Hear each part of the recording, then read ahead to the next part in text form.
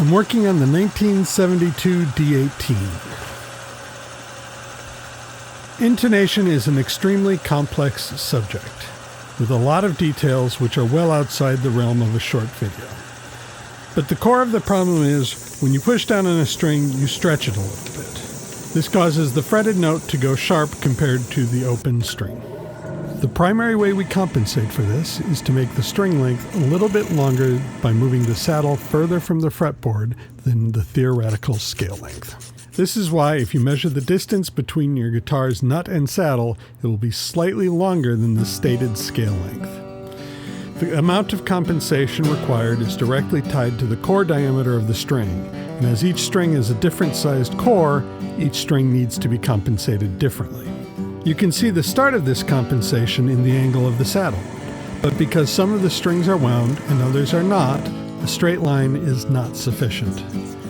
So we move the actual contact points of the string across the width of the saddle.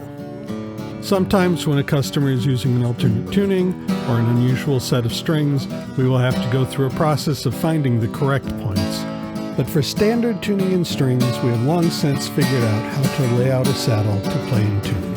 We start by sanding a piece of unbleached bone to thickness, then sand the ends to fit the saddle slot.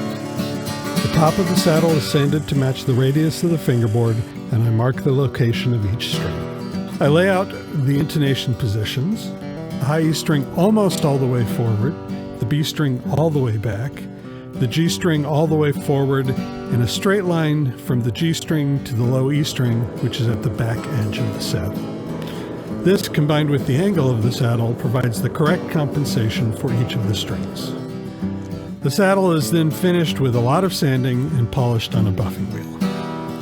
I ended up having to completely refret this guitar, which I did not film, but a final setup and a bit of clean and polish, and the guitar was ready to go. Please comment, like, and subscribe. Check out the website for t-shirts. Remember, we do same-day setups on Saturdays. Thank you very much for watching.